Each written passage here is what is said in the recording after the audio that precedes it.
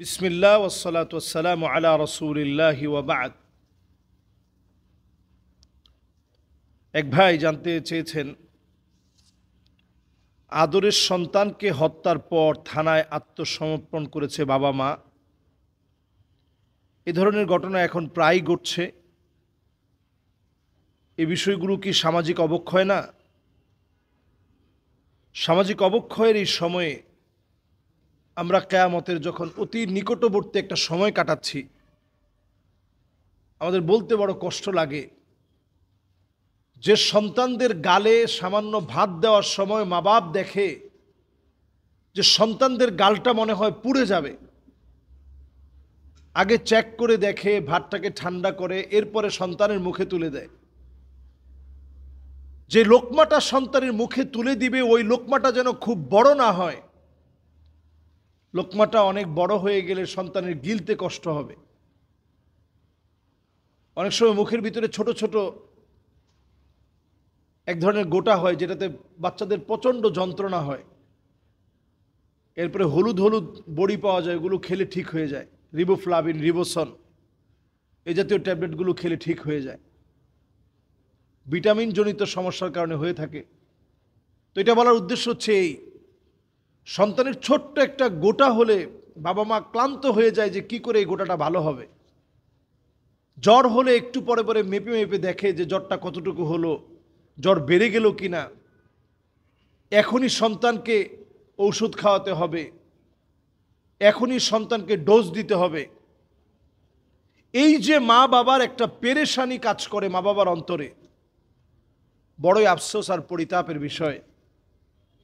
আমরা দেখেছি নেশাগ্রস্ত সন্তান প্রতিনিয়ত এসেই মায়ের গায়ে হাত তোলে। বাবা এটা সহ্য করতে পারে নাই, নিজের স্ত্রীর গায়ে হাত তোলা, সন্তানের এই এমন একটা আচরণ, কিং কর্তব্য বিমুখ হয়ে বাবা সহ্য করতে না পেরে সন্তানের গায়ে আঘাত করেছে। লাঠি দিয়ে আঘাত করার পর একটা আঘাত যখন ব্যাগাতে লেগে গেছে, সন্তানটা দুনিয়া থেকে চলে গেছে। আমি বাবা এবং মায়ের স্টেটমেন্ট শুনছিলাম, তারা এতটা ভেঙে পড়েছে, তাদের বক্তব্যে বলছে যে আমাদের সন্তানটাকে আমরা হারিয়ে ফেলেছি। প্রতিনিয়ত টাকার জন্য আসতো, না দিলেই মাকে মারধর করত, কারণ জানে যে মায়ের মনটা নরম। সর্বশেষ 5,000 টাকার জন্য এসে না পেয়ে যখন মাকে মারধর করেছে, বাবার গায়ে হাত তুলেছে, তখন সহ্য করতে না পেরে তাকে আঘাত করা হয়েছে। সেই আঘাতই সন্তানের মৃত্যু হয়েছে। এই জাতীয় ঘটনাগুলো দেখবেন ইদানিং এই কিছুদিনের মধ্যে অনেক বেড়ে গেছে, প্রায় সময় হচ্ছে। মাদকাসক্ত, ড্রাগ অ্যাডিক্টেড একটা ছেলে এই সমাজের জন্য একটা বোঝা, আত্মীয় স্বজনের জন্য একটা বোঝা, এই সমাজ ধ্বংসের একটা কারণ। এজন্য আমরা কাদের সাথে মিশতেছি, কাদের সঙ্গে আমরা বন্ধুত্ব গড়ছি, পিতামাতার দায়িত্ব হচ্ছে এটা দেখা। কাল থেকে পিতামাতার দায়িত্ব হচ্ছে ছোটবেলা থেকে এটা দেখা। ছোটবেলা থেকে যদি আমরা এটা না দেখি, হঠাৎ করে আপনি আপনার সন্তানকে ঘরের মধ্যে ফিরে পাবেন না। দুনিয়ার জীবনের যে আফসোস থাকে, সন্তানটা ড্রাগ অ্যাডিক্টেড হওয়ার পরে আল্লাহর কসম এই আফসোস আপনার আল্লাহর জান্নাতের সামনেও থাকবে, যদি সেদিন আপনার সন্তানটা জান্নাতি না হয়। অসংখ্য মা বাপ সেদিন আল্লাহর সামনে কাঁদবে আর বলবে, আল্লাহ আজকে আমার ছেলেটা কোথায়? والذين آمنوا واتبعتهم ذريتهم بإيمان ألحقنا بهم ذريتهم وما ألتناهم من عملهم من شيء।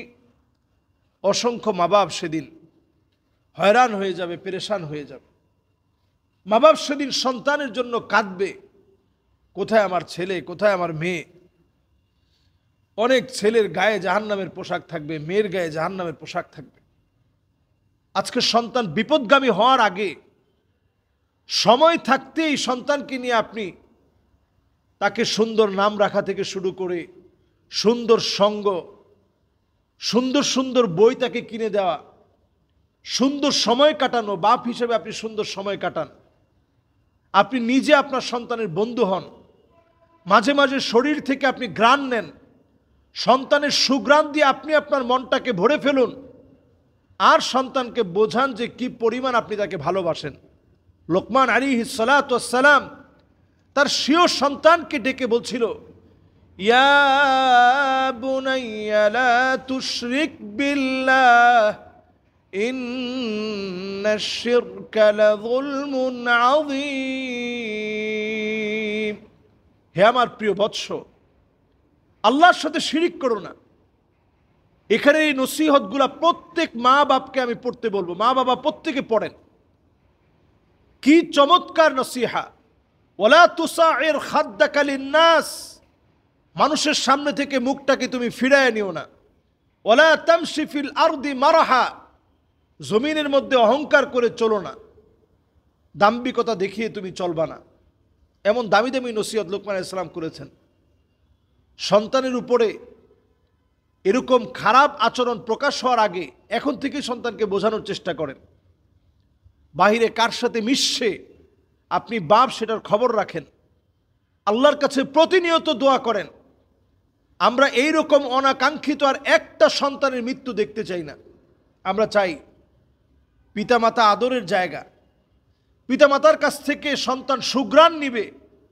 পিতামাতা তো এমন মহব্বতের জায়গা, এই জায়গা যেন কোনোভাবে ধ্বংস হয়ে না যায়। সন্তানরা এমন আদব রক্ষা করে চলা উচিত। কোরআনুল কারীম বলছে সন্তান হিসেবে আপনার দায়িত্ব কি?